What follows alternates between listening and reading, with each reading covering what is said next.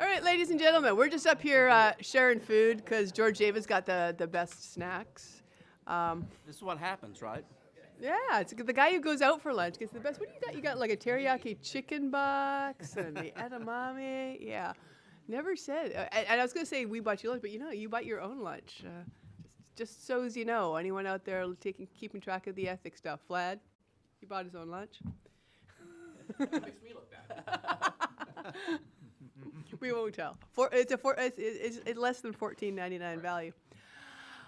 Ladies and gentlemen, I am delighted to be hosting this next panel, lunch and discussion, because I think it's gonna be fun and it's gonna be quite lively. We've brought in some old friends and some new friends. Sitting to my far left is RJ Robert Johnson, who is the I'm not reading this correctly. RJ, are you the CEO or COO? CEO. CEO of Eurasia Group, a tiny little consulting and thinking organization you've heard of across town. What you didn't know is it is actually run by a Canadian. Woohoo! RJ is you're a graduate of McMaster. RJ, are you from Ontario? I am, yep. And yet you're an energy specialist. How did that happen? I'm from rural Ontario, so it's closer. and a free marketeer. And RJ is also a friend of the Canada Institute. He's been a great source of information, inspiration, and good advice over the years. So we're delighted to have him. We have a new friend sitting to his left, George David Banks, who's a former special assistant to President Trump on international energy and environment, and is currently executive vice president for the American Council for Capital Formation. Yes. And you're going to tell us what that is. By the way, for the connection. Oh, yeah, you got a Canadian connection? Yes, Quebecois. You're a Quebecois. Right, 1653. There you go. And what was the ancestor's name? There's a plaque downtown celebrating some of the first settlers and my great whatever grandpa's on there. Was it a Banks or was it another name? Oh, Uno. Okay. Not Banks. Could have been. Bonk. Well, good. Welcome. It's nice to have another Thank you. Another Canadian. So we got a full complement of Canadian Canadians here. Tristan Goodman, who you've already met, executive vice president. Senior vice president. Senior vice president. That sounds even better. Makes a difference. Yeah, senior vice president of the Alberta Energy Regulator, which you have heard me say is the only regulator I've ever met where people use words like agile and nimble and responsive. So I don't know how you do it, but keep on doing it. So we're going to go have a bit of a discussion of markets first, and then we're going to talk about what the heck we can expect from the Trump administration and what's happening in the White House. And then we're going to put the cap on it is how does regulation, good regulatory practice fit into everything we've heard. So over to my far left, RJ, how's the energy sector doing? Should I be selling my stocks? Or? Past performance doesn't guarantee future results. Okay. Is this on? Let's make sure. Yeah, we don't have the light anymore. I think we forgot to pay that bill, so the microphone works, but there's no longer a light telling you it's on. And the camera is on. Yeah, it's on. We are recording, but we are not broadcasting. How's that? It might ultimately be It'll broadcast. go up on the website. It will go up on the website. So there you go. Great. Well, we'll try to make some clip-worthy comments here. Okay. Well, I think on the oil and gas side, the oil picture obviously is very bullish, and I think part of me says in the last 20 years I've been doing this, pretty much every May, with the exception maybe of 2009 and 2014, is bullish because we have seasonal strong demand in the U.S. It just seems to be the seasonality in the market. People are looking at OPEC meetings coming up in June, all those kind of things. But there's always some additional nuance, and of course this year we have a lot of geopolitical risk that's come back in. And there's probably a debate in the market of has the market already discounted the possibility of an end to the JCPOA and snapback sanctions coming into place? How much more downside is there in Venezuela? And then how does that impact the current OPEC, non-OPEC agreement on production restraint? All of it suggests that we probably will need prices to stay at this level or a little bit higher over the next 12 to 18 months. And I say that because I think that some of that geopolitical risk will materialize and disrupt supply. I think that the OPEC-Russia agreement will survive well into 2019, and I think that really is in the interest of the Saudis, given not just the Aramco IPO, but also the possible succession of King Salman with MBS. And then I also think there's another more simple issue, which is that in order to really balance the market and get enough supply online to continue meeting demand, I think we just need prices at this level. I think you need to see an incentive for industry to drill, moving outside the Permian into higher cost shale plays in the U.S., trying to get some deep water going, trying to get some oil sands going. So it feels to me that over the next 2 or 3 years, we're more likely to be above 60 than below it, and more likely to test 80 than 40. But I'm usually wrong, so take that with a grain of salt. Then on top of that, there's a more interesting medium-term question, which is this debate about peak demand and sort of electric vehicles and alternative transportation, and what is the timing and extent of that. And in some ways, that's sort of an abstract long-term issue, and is the peak in 2035 or 2055. But it does have a very short-term relevant impact, which is that it's something that the industry is already grappling with. Right, it's not so much important for shale investment because the shale investments are short cycle and they pay off in kind of 3 or 4 years. But companies that are committing capital to longer cycle projects that have a 30 or 40 year payout, these questions about long-term oil demand are quite important. And I think the market is extremely negative. The equity market is extremely negative on long cycle, and really doesn't want industry to invest in projects that may be harmed by a stranded asset scenario or unburnable carbon scenario or peak demand scenario. So that actually makes things tighter in the short term because we're just not getting the investment, right? So the Saudis are saying that maybe higher prices will push more incentive, but the companies are saying, well, we've been burned on that before, right? Trying to chase the market and stretch the limits of what we can produce profitably. So I'd say it's a very challenging time for industry and a very challenging time for the oil markets. But net, I would expect to see prices stay pretty strong over the next couple of years. On the natural gas side,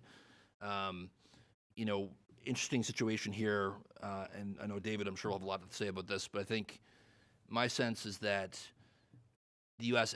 LNG story, I think, is still generally a story of energy dominance. But I do think that the uncertainty on trade and the uncertainty on the Asia relationship has created a little bit of a headwind, and perhaps for some a large headwind.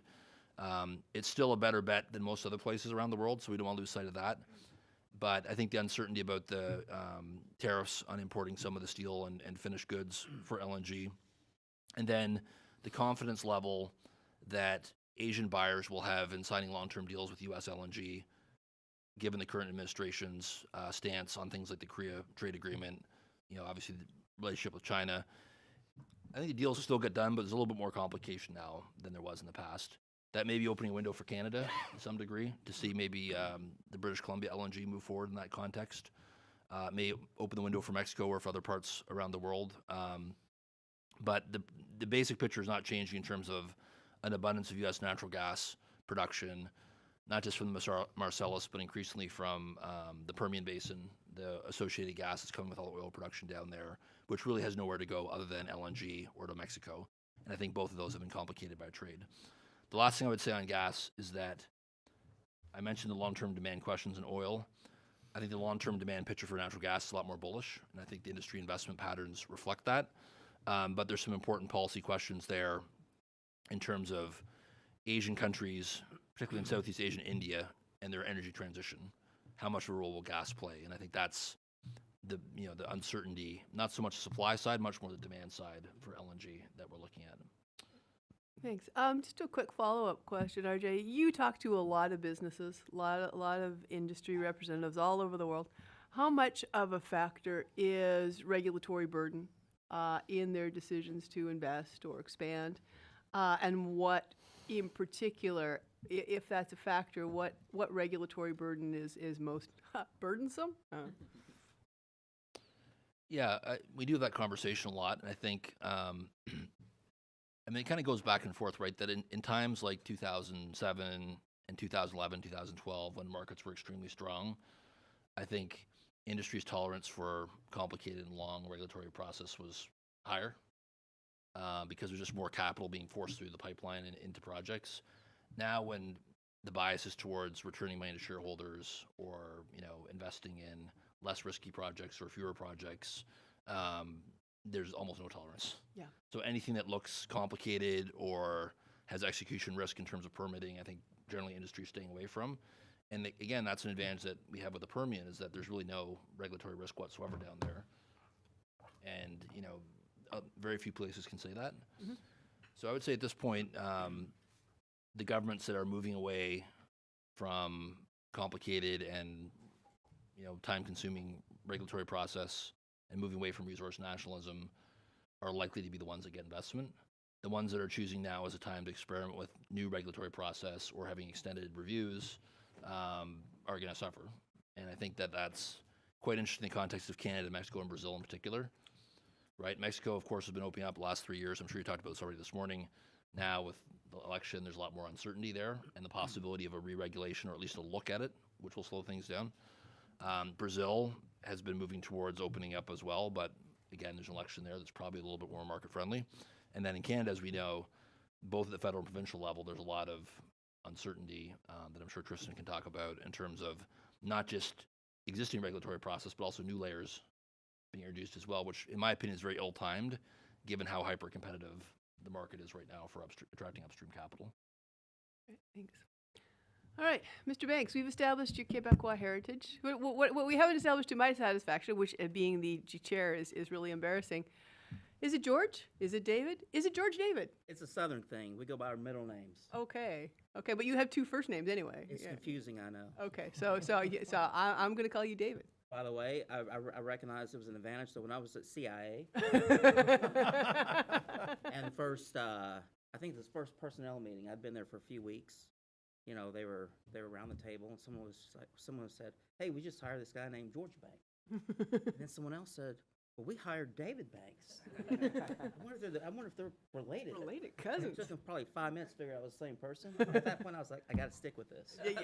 A man of mystery, indeed. All right, David. So you worked for this administration. You have a strong sense of where they are, where they're going. Well, we discussed this morning a little bit about NAFTA. I do trade stuff primarily, and on the NAFTA, you all are a bit of a handful. But it is surprising that if we look at oil and gas and the direction of regulation with the Trump administration, it's actually very friendly to a lot of Canadian and Mexican interests. So if you can give us some background and some insight as to where the administration is and where they're going, that'd be really helpful. Absolutely, my pleasure. Now, Hector, don't get bored. We talked about this this morning. This is kind of the North American energy bay for me, right? But look, a few things to note here. And we get. I always feel compelled to talk about energy dominance a little bit and explain what it means, because a lot of people have questions about it, and I've had folks look at me and go, "Oh, what? That sounds really ominous, right? Are you trying to control things?" Like, no.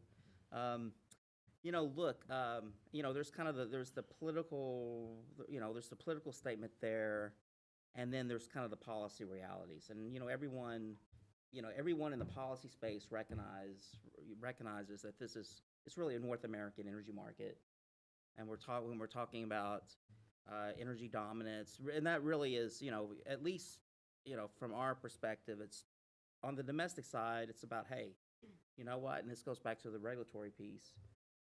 We're going to do whatever we can on the regulatory side, roll back regulations, et cetera, in order to maximize the amount of production and exploit the U.S. abundance and energy wealth as much as possible to develop a competitive advantage, right, based on affordable and reliable energy, right?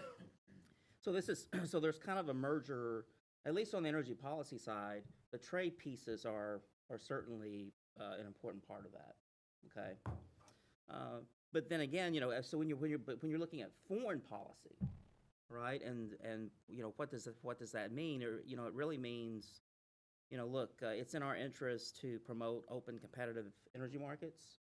It's in our interest to promote universal access to affordable, reliable energy, and it's certainly in our interest to help promote security of global energy supply, help our allies, help our partners. And then when we're thinking about that, we just really can't separate the U.S. from Canada and Mexico, right? From a kind of that foreign policy perspective.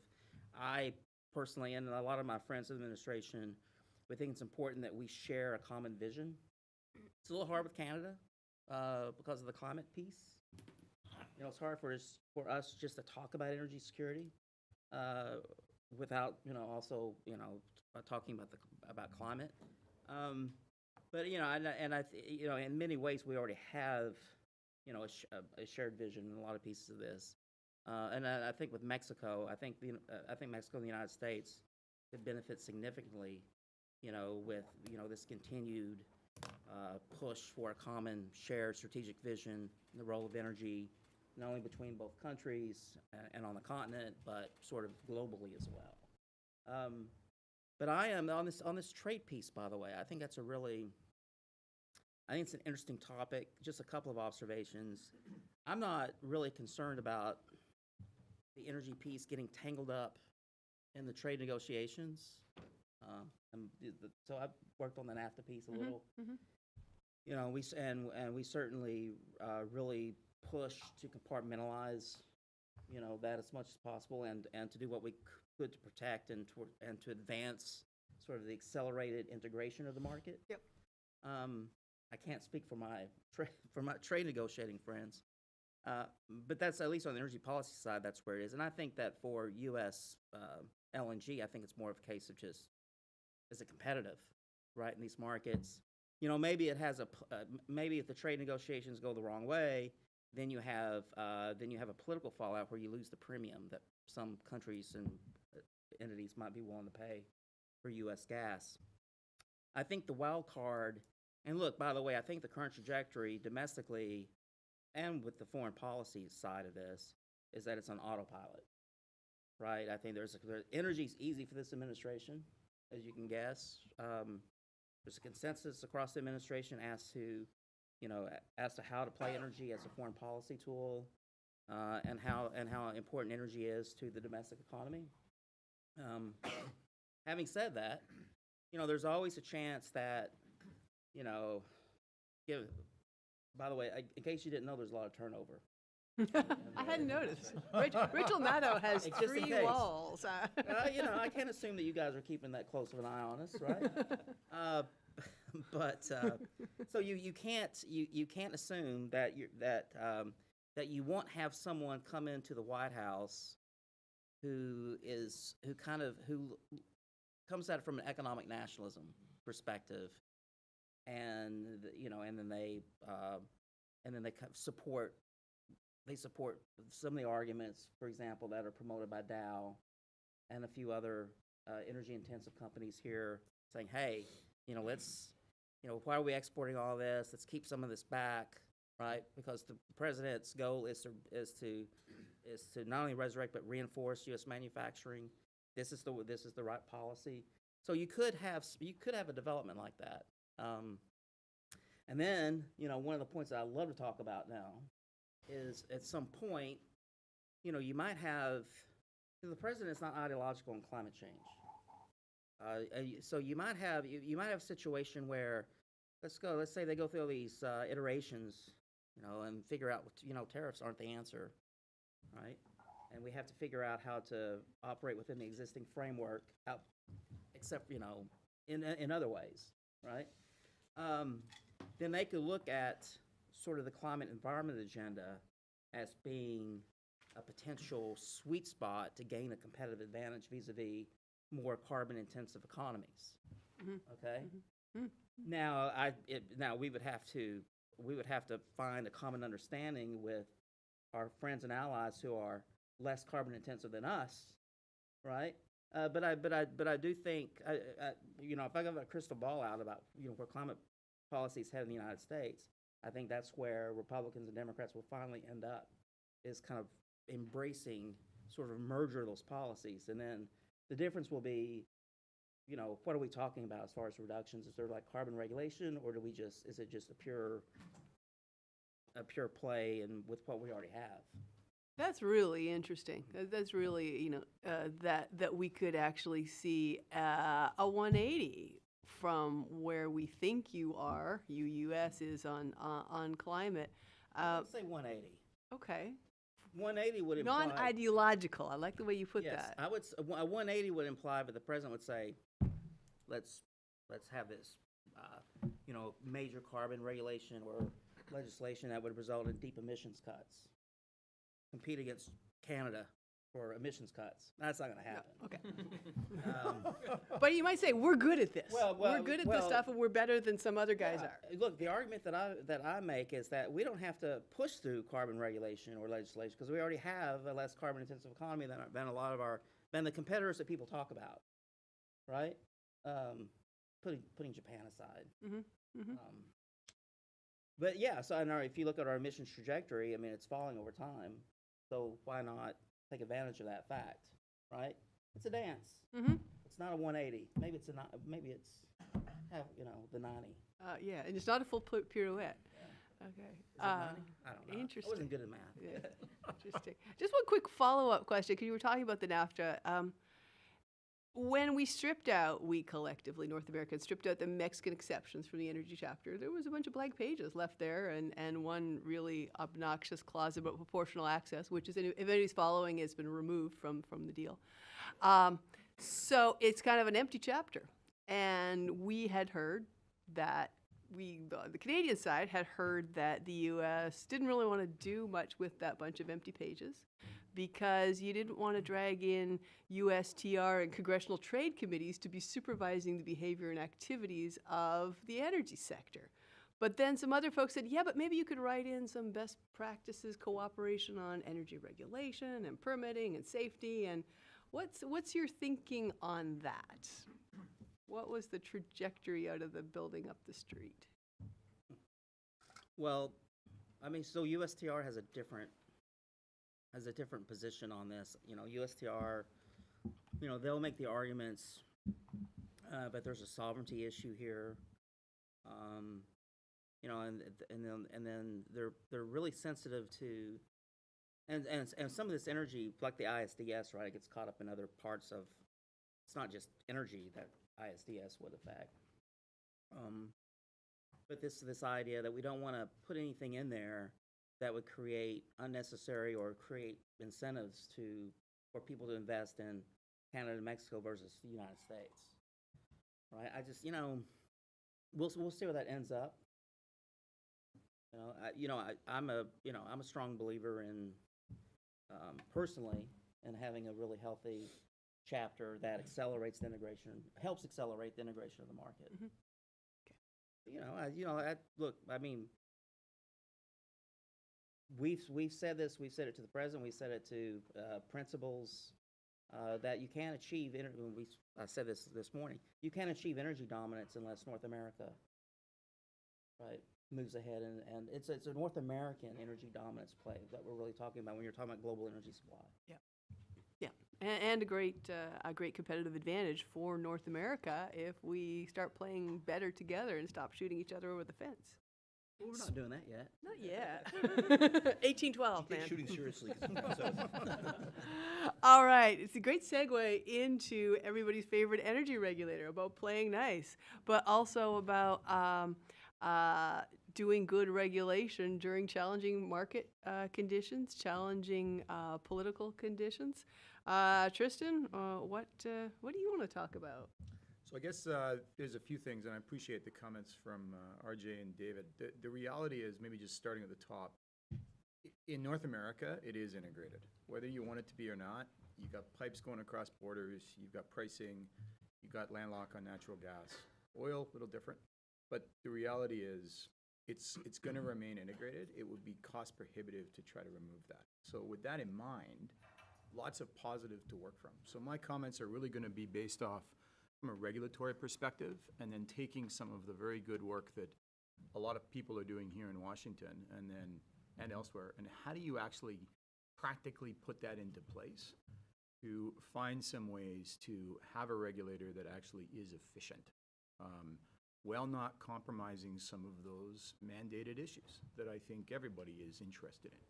So a couple things. First, I'm looking at efficiency from a perspective, and I am very clear.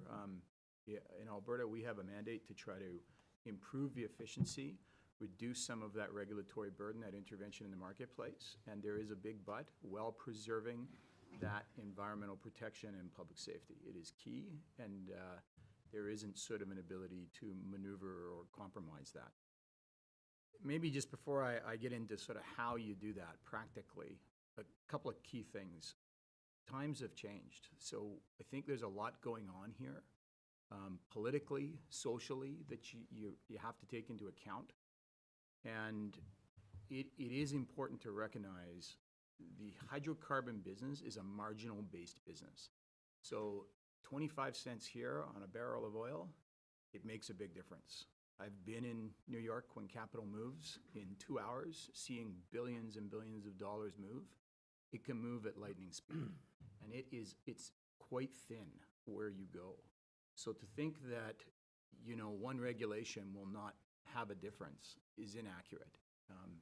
You've got to actually look at that, and it does take into account other factors internationally. So it's very important to think about this. If you say, well, I'm going to move this reg slightly up or slightly down, and it's just peanuts, those companies will tell you those are their peanuts, and they're very sensitive about their peanuts. So, and it's a reality.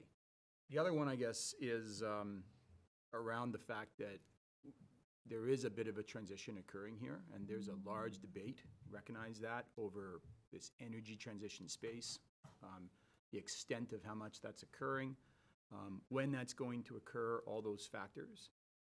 For myself and for our regulator, we're really interested in looking at recognition of that and making sure that that can be integrated. So if you look at modern plays in the US and elsewhere, Canada, Mexico, you're going to start to see a lot of increased renewables on those sites. You look at some of these big multinationals, worked for many of them, and the reality is they're starting to actually integrate this technology. So again, the key is around integration.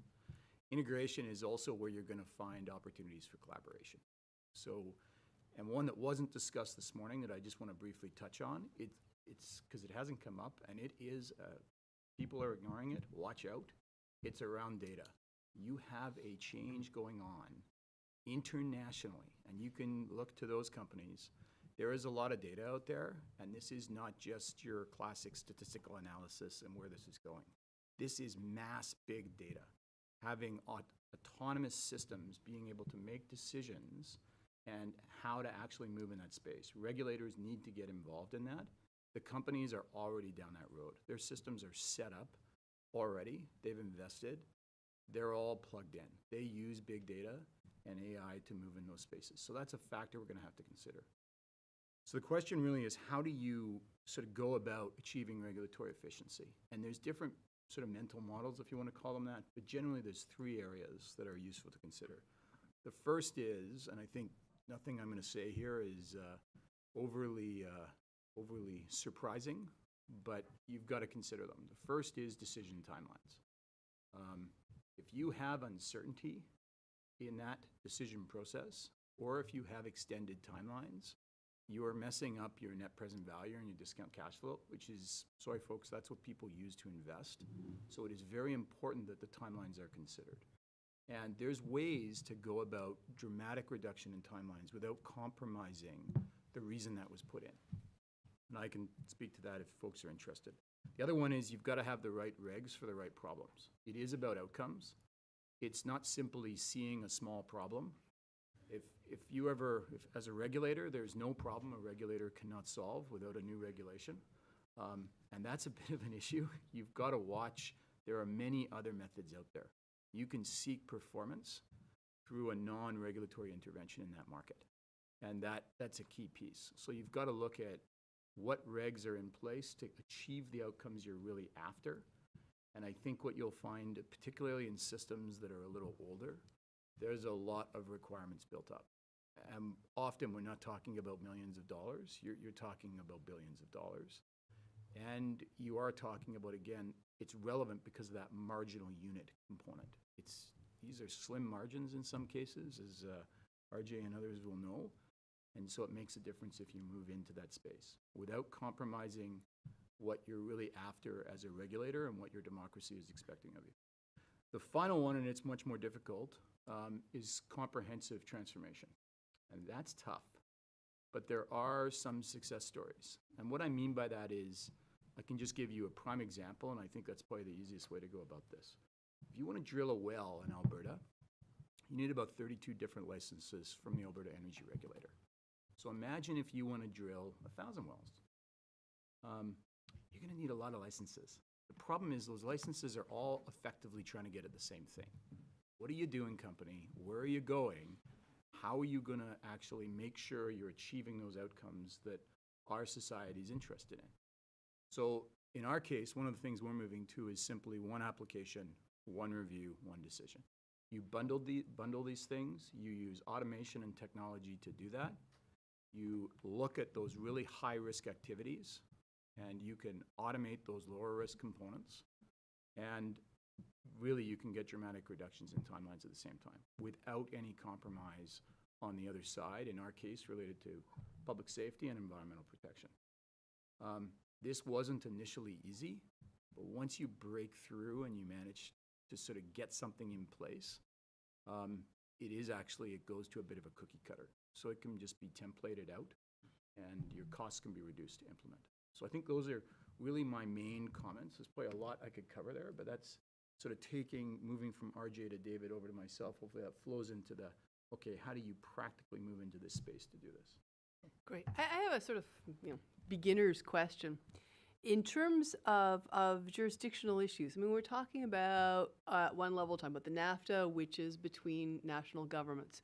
Vlad this morning mentioned the Regulatory Cooperation Council, which is, again, between national governments, potentially bringing Mexico on board, which, in my opinion, is a really good idea, but still, we have always struggled with the fact that the RCC does not include sub-federal regulations. Here you are, a strong sub-federal regulator, working with, at least on an advisory or cooperative basis, a national regulator in the Mexican context. How important is jurisdiction either as an impediment or can you jump over the jurisdictional misfits and focus on functional capabilities? This is the issue. This is what we do. We're just going to focus on this. How much does that play a role in what you do? Yeah, it's a good question, Laura. It actually, there isn't a lot of jurisdictional communication there, we find. It really is about the main issues. And if you're looking for opportunities to collaborate, you've got to find ways to collaborate first and foremost on things you're not competing on, because you're going to have a problem and it's just a standard piece. So an example would be every jurisdiction in the United States, at the federal and the state level, defines a well differently. Everyone does the same thing. It's a little easier actually in Mexico because there's a federal sort of structure there, as Carlos is aware. But in Canada, you have the same problem. It is amazingly inefficient to do that. And I'm not talking, a few $1 million. Huge sums of money, because everybody's defining these things differently, so all systems have to work differently.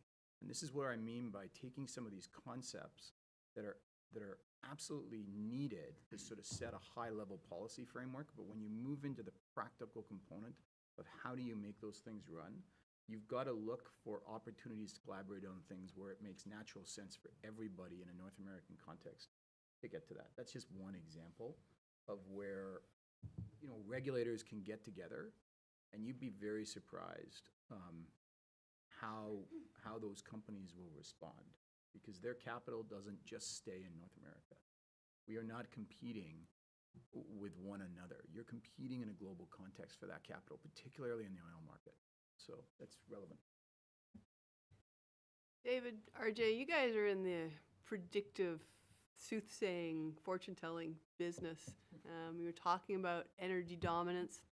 Can you just give me a 10 to 20-year view? What does the North American energy market or energy dominance picture look like globally? And what needs to happen policy-wise to ensure optimal outcomes? I think I'd like to put a contrarian view out there, which is that peak demand doesn't necessarily mean the end of the so-called high-cost resources in Canada and the Gulf of Mexico, or even Alaska, for that matter. So I think that the general assumption is as oil demand plateaus and maybe starts to decline, say 20 years from now, there'll be less of a call on expensive barrels. And that part is true. But it's not necessarily true that given the industrial base here and the quality of our companies and engineering and sort of downhole technologies, the quality of our regulation, the size of our markets, both consumer and capital markets, that just like we've seen shale producers drive down costs from $60 break-evens to mid-30s, low 40s, the same thing's happening in the oil sands. The same thing's happening in the Gulf of Mexico. So I think my 10 to 20-year view would be, the energy dominance is right. And leaving aside the sort of foreign policy and geopolitics for a second, elements of that, from a pure market perspective, I think capital would rather be in North America and rather make big bets on technology and take risk in that space. Like I'm buying this resource that currently costs $45, but I think I see a way to get it to 40. Mm-hmm. And that's where my return is going to be. These companies are all run by engineers who like that kind of thing. They don't want to bet on, will Kurdistan be stable and therefore I can produce anything. So I think if Canada, Mexico, and the U.S. can consistently focus on that message, and I applaud the current administration for emphasizing the technology side of this, as I think is generally true in Canada as well, and increasingly in Mexico, capital will come, and I think it will be the dominant platform at a time when I would expect, if we do get a plateau in oil demand, it'll be much more damaging for the Persian Gulf and for Russia and for Africa than it will be for North America. And what we're seeing in Venezuela now will unfortunately probably replicate other places.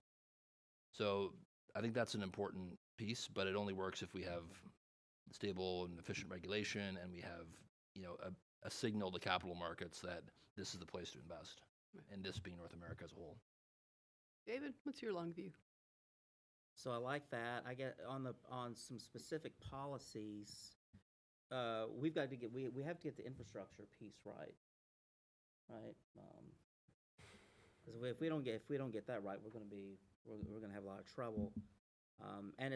They're different. We've got different sort of infrastructure related challenges. In some, but I think one thing that, well, I'm not sure.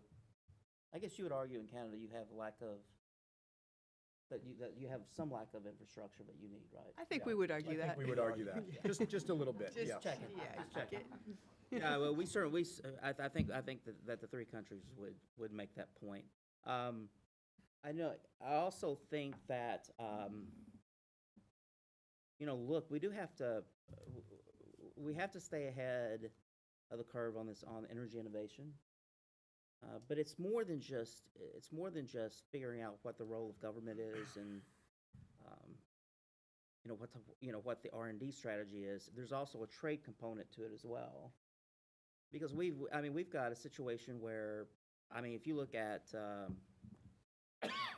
Bill Gates, right? He's got this prototype advanced reactor that he's going to build in China, right? So we have a challenge where we innovate here, and then it's commercialized elsewhere. That's not good for energy dominant, okay? Because at some point you lose that base, right? If you're not actually building it and deploying it here.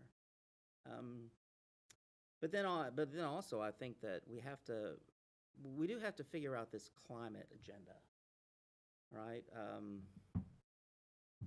I don't exactly know what that looks like, but the shareholder activism is a major problem.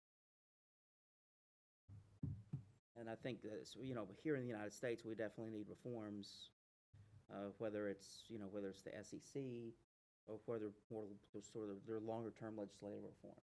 And I'm willing to bet that you probably kind of feel the same way in Canada, right? I'm willing to bet that we've got friends in Western Europe who feel the same way as well. But it does represent a threat, and and a lot of our enviro friends don't really recognize what it means in the grand scheme of things, right? They're scoring points and trying to get funding by kneecapping Chevron or Exxon or some of our champions when it comes to, and not just sort of presence globally, but also companies that spend a lot of money on energy innovation. And if you kneecap them, and if you disadvantage them, then who do you have left? Well, you've got state-owned enterprises that don't really care about climate change and are not going to work with Sierra Club and NRDC, right? Sorry. Anyway, it's just a couple of thoughts. Yeah, I mean, our friend from Brookings this morning, she had a great point, and I'm going to say it badly. I'm going to appropriate it for my own purposes. Is that there's lots of folks on the left and the right that have their religion, and that's fine. But the bigger problem is all the folks in the middle with the misinformation that are vulnerable to taking decisions in the wrong direction because they don't understand the implications of what they're talking about. Tristan. Does good regulatory policy transcend trends in the market? 10, 20 years out, is good regulation good regulation? Yeah, so the answer is both yes and no. So the regulation you put in today, first, there are going to be some areas where you do need to have some prescriptive regulation, which is frustrating, it's difficult, and there's different ways you evaluate that. So there's no silver bullet on any of this, but in general, what regulators should be trying to do is they've got to move up into different things. They can't keep up. It's too costly from a staff perspective. It's too difficult. It stifles innovation. So you got to get to a point where you have more outcome-based requirements. And I don't mean that as a firm piece.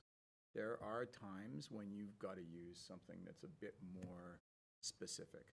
But as a general rule, you've got to be very careful that the market now is innovating at such a pace. The regulation you put out today, if it's prescriptive, is probably by the time you get it out, it's actually impeding innovation in the market, and it's making you uncompetitive. So you're going to have to realize, and there's different ways of doing this. Regulators actually are this is something actually our friends in Mexico and I have had conversations on, and the reality is there isn't a silver bullet. And different academics have different views. There's some very good work out there across all sorts of institutes and such forth, but there isn't a perfect win. I can say the one thing the regulators have to watch, in fact, most institutions have to watch, and this would be true, I'm sure, in the United States and in Mexico, is you've got to watch you always have credibility. If you lose that credibility piece, imagine if you did not have confidence, the people in this room, did not have confidence in the Supreme Courts in their countries. It's very, very important to maintain that legitimacy and credibility. And it doesn't mean you're going to always make decisions that everybody agrees with, but it does mean that you have to explain why you've reached those decisions and how you've accounted for the input that came in, even if you decided, nope, we don't agree with you. So credibility is pretty key in any regulatory piece, and I think it's often overlooked. I am monopolizing these folks. They are super smart and super interesting. So questions or comments that are phrased in the form of a question? There's one now. Alan. So I've been thinking about, when you were talking, I think Tristan, but others can jump in, on state regulatory in the U.S., but probably provincial as well, state and provincial regulatory heterogeneity on regulating the oil and gas sectors. So there was this nascent attempt a voluntary attempt to line up state regulations by this regulatory exchange, it's called, and but it really hasn't gotten far off the ground. So I just wonder about thoughts on this question, where every state's regulations are different, every province's regulations are different, and whether you're making more progress on that at the provincial level. Sure. So I guess from an academic standpoint, I'm very interested in, and it's pretty hard to move against a more homogeneous piece across regulations, because obviously from a market perspective, it's very, very efficient. But as a regulator, a practicing regulator, the reality is it's not possible on some items. You have to recognize that you have different elected officials that are moving with different ideological perspectives, and those will show up in regulations. And that's okay, actually. There's nothing wrong with that. But if you can look for things where those ideological perspectives do not exist, but are causing either huge cost or they're not meeting an outcome. So an example would be, if you're looking at, you have interest in monitoring aspects of anthropogenic climate change, if you're in that. you're going to need data to do it. You also will need the exact same data to make your market efficient. Well, that's a sweet spot. So you're usually, what I've found in regulatory practice is you're going to have to look for things where there isn't that ideological component, but there is large cost or great interest from related to an outcome that people are wanting. So that's when I think you can get a lot of bang for your buck. Once you get that, and we have achieved some of that in Canada, I'm certainly not saying we've cracked the nut, we haven't, but we're further ahead than we were, say, 10 years ago. Bonko, you had the next question. I'm going to warn about hidden regulation, not here so much on oil and gas, but when I was an FARC commissioner back in the 90s, we had about 1,300 people on staff regulating the entire wholesale market. Right now, there are maybe an additional 8,000 regulators. If you add up the staffs of the PJM, all of the regional transmission organizations, the North American Energy Standards Board, there's about 8,000 employees there regulating what are supposed to be competitive markets, which we're still trying to figure out what they are. So my concern would be something like converting the NEB to the CER. Is that going to expand regulation? You're going to end up with more regulators. Remember the old television show, Yes Minister? The first rule of bureaucracy is keep all you have, not to mention the second rule, which is get more. Great question. I'm That's all. No, please. You sure? I actually, surprising, as a regulator, I actually agree. You have to be very, very careful. We are trained as regulators to regulate. And so if we have a hammer, we're running around looking for nails sometimes. So that's where I think strong leadership has got to come in. And that isn't the case. I don't think in the case of where the federal government is going in my country, I don't think you're going to end up with that. I think there's a genuine interest there to actually understand the concerns expressed on all sides and make that, get those good outcomes while getting that thing efficient. But the reality is you are going to have to consider and be very careful.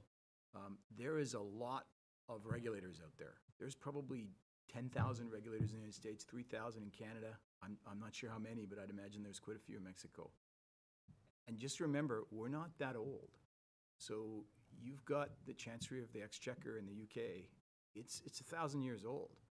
Regulators, they're like 1851 forward, and really they took off in the 1960s. So this practice is not sort of fully baked yet. It's still evolving. And I do think you're desperately trying to get those good outcomes, because that's what you're told to get from the democracy. They give you this piece of legislation. The issue is you've got to realize not everything needs a regulation. There's other ways to get there that are much cheaper, much more efficient. So, and it's funny, the Alberta Energy Regulator, by the way, is exactly the size of what you talked about. It's about 1,200 people. And yeah, so. And by the way, I would echo what Laura said about AER being a very efficient and high-quality regulator, and hear that from clients all over the world. But unfortunately, I think your theory is what, if you look at the Canadian stock market and the performance of the energy sector, they basically have priced in your concerns, which is that this is going to become a more and more difficult place to do business. And it's not even about what's actually in the regulations. It's about two things. It's number one, that the trend is towards more. And number two, the process of even creating and explaining those regulations is seemingly open-ended. So capital is either leaving or sitting on its hands. And even though I'm supposed to be an independent, strictly neutral, nonpartisan Eurasia Group CEO, as a Canadian, it really saddens me, because when our own CEOs are telling their own shareholders this is a bad place to do business, that's really, really, really bad. I mean, you never hear that from the shale CEOs. I mean, I'm sure privately at the White House they would tell you, but they wouldn't stand in front of a microphone and say, this is a horrible market. Yeah. And our government is hammering us every day. Well, not surprisingly, people sell the stocks. Yeah. Right? And, now having said that, I think between now and the election, I think the current government realizes they have a mess in their hands, and they've got to get a better story around this, because it's gone from being, we as Canada have problems in the oil sector and the oil sands specifically about market access, to we are now a problematic business environment overall. And that's fixable, but we're in a bad spot right now, and I think you're put your finger on the issue. Nothing sinister, just kind of a no longer regulatory creep, but sort of an acceleration with no end in sight, which has really damaged the companies. By the way, one of my theories, so you know, with Canada having the G7, In Quebec, yes, Yeah. yes, your ancestral homeland. yes, is that, you know, there's been a lot of conversation about, you know, should we have a chair summary for an environment climate statement, or should it be, you know, negotiated? And if I'm in the current government, I'm gonna think, wow, do I want to pick a fight? Because you know, I mean, it's be a big fight with the U.S. coming up, and refusing to sign up to all this stuff, and then, you know, if it's someone like, you know, if it's someone like Scott Pruitt, if he's still there, right, and you know, he'll go on record and say this is destroying the Canadian economy. You know, we're doing so much better than you guys. You know how you know you can just imagine it. And then they have to sort of try to square it in the press. The government does with kind of the current, you know, trouble. So it's a delicate dance in Canada. You bet.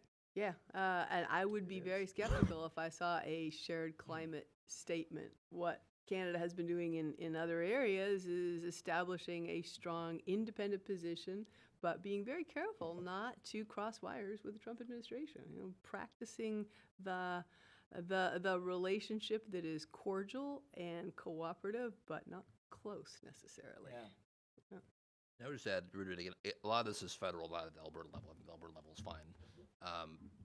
And even in terms of substance and direction of the policies, I think most of the industry and most of the investors are on board with low carbon transition. This is really a lot more about process and communication. Mhm. The actual policies themselves are not extremely controversial. I mean, yes, we probably have under-consulted with our First Nations historically. We are moving towards the low carbon transition at some pace, right? There are real things here that we can grab onto, but the process itself seems open-ended, and the communications has been complicated. But there is a difference between a low carbon transition and a zero carbon. Agreed. Right? I mean, I think that for us, I mean, we did this with the G7. We signed up to language saying we would transition to a lower carbon, you know, economy, which, you know, that's what we're doing anyway. But it's the numbers, and it's the degree of how much climate policy is defining energy policy around the world, and particularly in OECD, Western Europe, Canada now, right? And to return to Tristan's point too, on the relative newness of regulation and regulators, would you say 1850? But the mandate for regulators is look after your domestic constituents. You have a domestic mandate and make sure it's fulfilled. The notion that a regulator's mandate could include cross-border cooperation or economic competitiveness or trade advantages is very, very new and antithetical to the way a lot of regulators, present company accepted, are thinking. Ben, did I miss anything? No, we got time for a couple more questions. Okay. Well, I have a question while you think of your question. My question is, Mr. Banks, tell me what is the American Council for Capital Formation? That sounds like a good thing. I'm pro-capital formation. I don't know anybody's against It's a it. fancy way of saying pro-investment, Okay. right? Yeah. And it would be, you know, investment here, but also, look, I mean, we're pro-economic growth, no matter where it is. I mean, we believe that that poverty eradication and economic growth strategies should be, you know, a hefty component of U.S. foreign policy. Cool. So that's just, you know, we're you know, a small boutique business association here in D.C. With an affiliated think tank, mostly domestic economic policy. Right. And we can look you up online. We can find the American Council for capitalformation.com. Yes. Everybody gets a good. You know, I'm not that in the shadows. I'm a little somewhat transparent. Yes. I'll jump on that one. Are you transparent too, Al? Boy, I try hard to be. So, George David, what do you tell your members about how to embed climate risks or climate policy risks into their investment decisions? so this question does come up, Yeah. right? Because people will ask me, how do you, where do you see things going with climate? Look, I think, I think the Paris Agreement's a good framework. It's a kind of, it's an improvement on, of the UN Framework Convention. There's no question about that. But I don't, look, oftentimes, the biggest challenge that we have with climate policy making is that it's often divorced from economic and energy policy, all right? So it's not sort of based in sort of global energy realities. And, if you've got a bunch of folks from environment ministries, hanging out with, their friends in the environmental community, well, I have some of them too, right? And they're fun to hang out with. But if they're just hanging out and talking about targets and how to be ambitious and blah, blah, blah, blah, without a real conversation about technology pathways, because this is really about innovation, right? And how do you develop, deploy, commercialize it? And it's a sector approach, it's a source approach, because it's more than just CO2. Look, I do not see a politically viable pathway to achieve the kind of emission reductions that people talk about within the Framework Convention and the Paris Agreement. I think it's divorced from reality. And I don't think, and I complain about shareholder activism. At some point, that's going to look. Once retail investors figure out that these guys are taking actions that are detrimental to their own retirement funds, et cetera, I just think there's going to be a lot of brakes applied to a lot of that. And again, these companies can only do what they can do, and they're going to do what's in their interests. And the same way with countries. So I guess what I'm saying is I just don't see the climate mitigation agenda driving the types of finance, economic policies that people think is going to happen. Even if you have a scenario where you have major climate impacts, I just don't see it happening because there's political realities, economic reality, and then the climate agenda then becomes an adaptation agenda. That's where I see I it. guess I would distinguish between two types of activism, and one of them actually isn't really activism. There's definitely like a strong, unburnable carbon activist community that's active in the asset management industry that's targeting the oil industry. That's still a pretty small force, although it's grown a lot. What's actually a far bigger problem, in my opinion, is just plain old vanilla, run-of-the-mill asset managers without any ideological agenda who now just see this as a risk. They don't care one way. It's like, I don't have an opinion. I don't know what's going to happen to the climate, but this is a risk that I now have to answer for. So I now have to tell the CEO and the board, show me your plan, right, for $500 ton carbon price or 250 or whatever it is. And guess what? The good news is all these companies now have those plans. And the market is sorting through to figure out, okay, who's actually going to be able to make money in that world and who isn't. I think it's a very healthy process. I like that process a lot more than some of the really top-down aggressive, because you said regulation's not the answer to everything. And this is a case where the market can push it from a risk management point of view in some potentially positive directions. But it is clouded by the fact that you have these more aggressive, stop producing oil now, we're going to sue you, all that stuff that's less constructive. Well, and you've got BlackRock and Vanguard, the passive guys siding, right, and voting for these resolutions. That's very new. Tristan, final words? Not necessarily on pricing climate risk, but No, I think the key is going to be as we move forward, there are opportunities for increased integration. It is an integrated market that we're in. I don't think things have changed there, and I look forward to the cooperation with colleagues and other sort of groups that can bring forward that information. all right. Well, ladies and gentlemen, you're not going to want to miss the next session because Alberta Energy Regulator's secret sauce is going to be revealed. Paul and Shelley will give away all their secrets. So please join me. We're going to say thanks to these guys. We're going to stretch, and then we're going to sit back down.